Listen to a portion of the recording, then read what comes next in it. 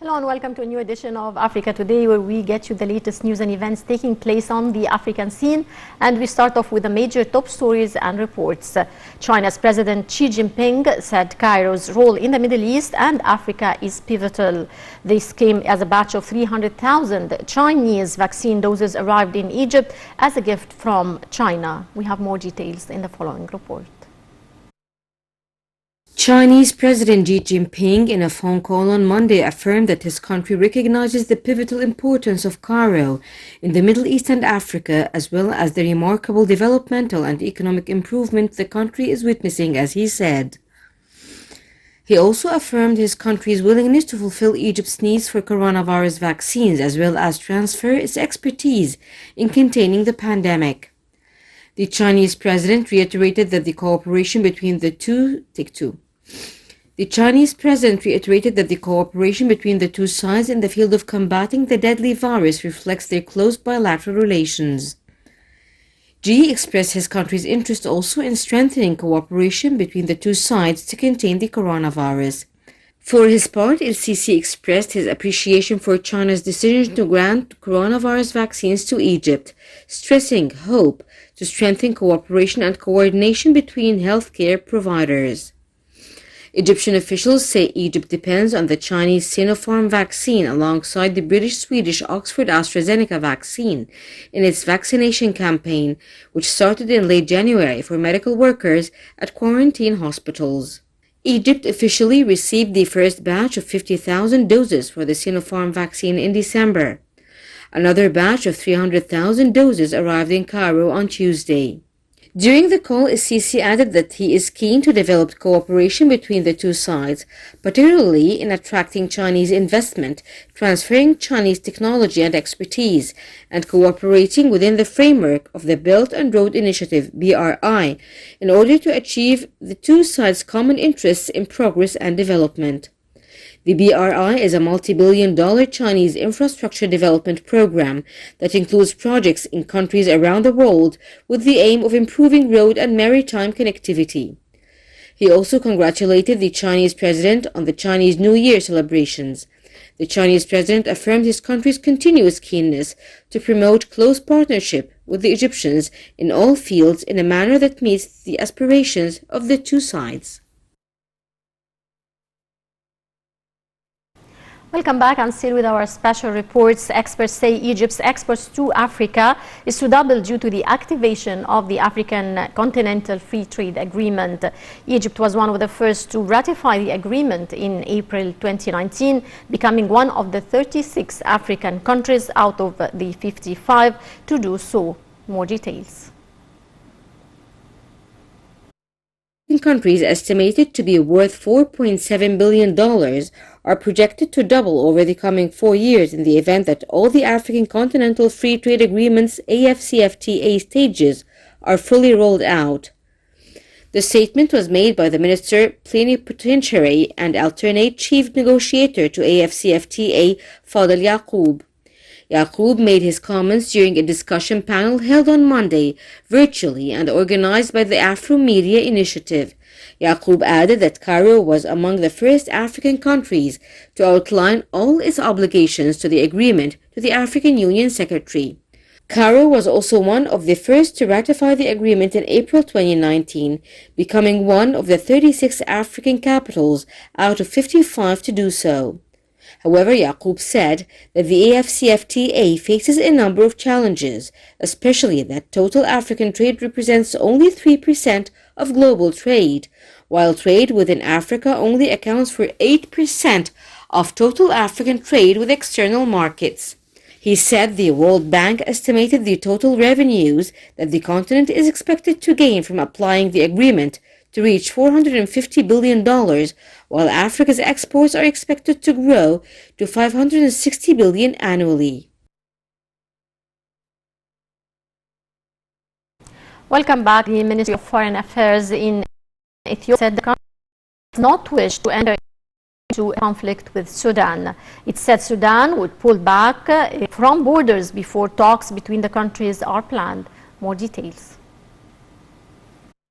Ethiopia called on Sudan to pull back its army troops on Tuesday from the borders before any dialogue could begin, amid heightened tensions between the two countries.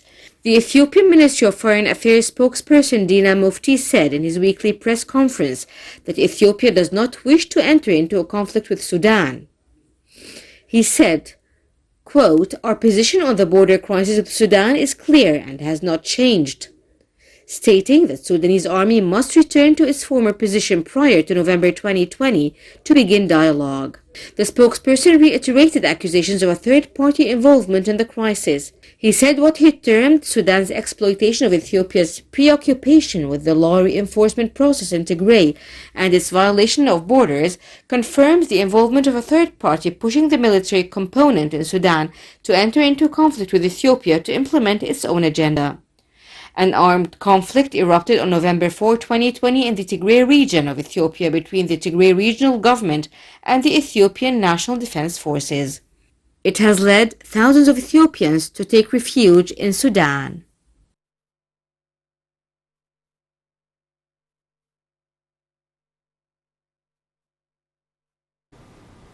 Welcome back, dear viewers, and we're joined over the phone by Dr. Mustafa Reda, political analyst. Good afternoon, sir.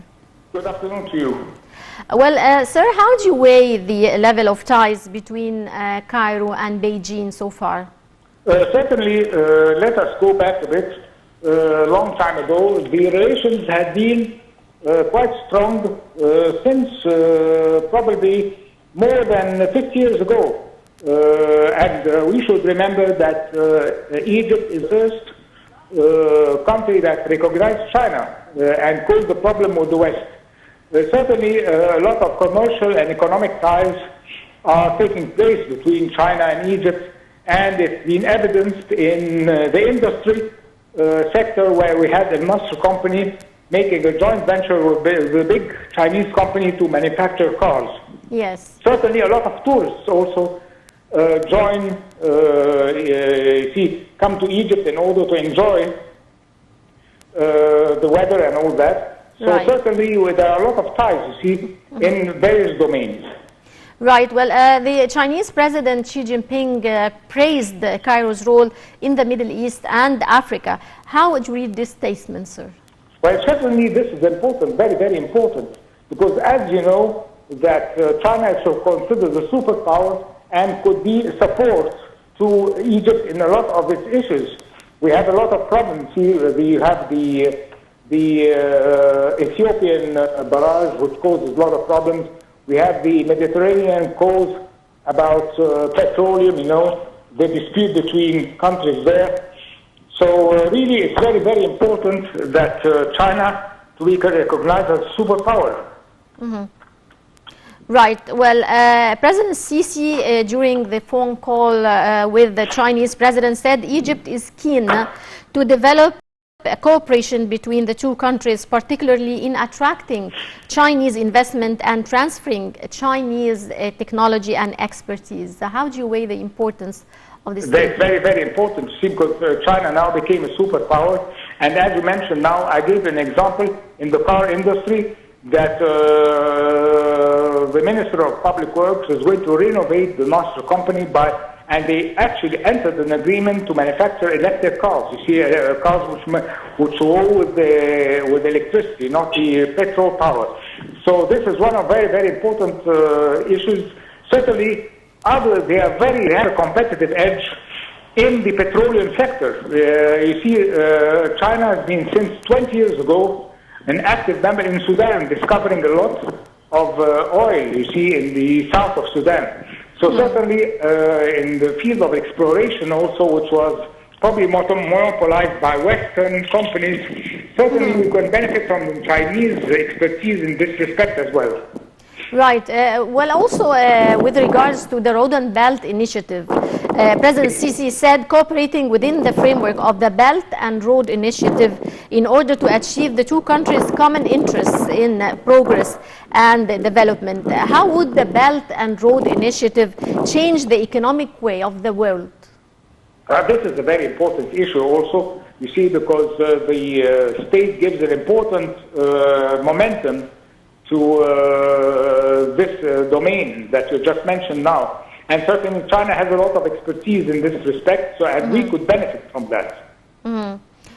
What economic and development and potentials do strong ties between Beijing and African states have for the different African countries? I'll tell you. Certainly, as you know, that Africa is a very big country in the domain of agriculture. And I'll give you an example, a specific example, that Sudan, they have a large portion of agricultural land which could be cultivated very easily, but the problem is that they don't have the expertise and the manpower. So this can be exploited also and used by the Chinese, a win-win situation, in order that the Sudan probably country could supply the basic foods for the Middle Eastern countries, you see, and the the Gulf countries which are quite near to Sudan. So this is one of the very important areas that they should look at. Right. Well, during previous encounters, China has promised to help Africa to industrialize. How can this be achieved, and why do you think China made this pledge?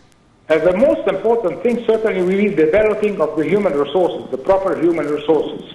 Because without having proper human resources and transferring technology, certainly we will be having a problem. So first it's developing and the lead through training. You see, training and transfer technology. Certainly there should be a follow-up from the countries, the African countries, in order to ensure that they are getting, that the people, the human resources are benefiting from this chance. Sir, what fields in Africa are, in your opinion, most attractive for Chinese investors? Certainly it will be the petroleum domain and the agricultural domain. Number 3 comes certainly in certain countries, the tourism, you see, because like in Egypt, like in Tunisia, you see, they have a lot of nice places to visit. And certainly in probably Morocco. Morocco is considered one of the large countries in this respect. Right. Sir, what are post-COVID-19 expectations for the approaches of the two world superpowers now, US and China, towards Africa? Well, certainly I think there'll be, because this is a very serious situation affecting the whole world.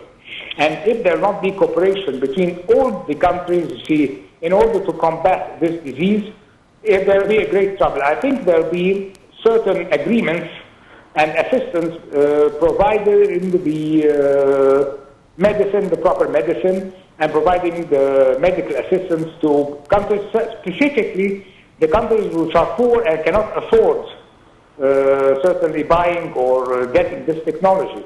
Yes. So certainly there will be a cooperation, because this does not affect only the West, it affects the whole worldwide.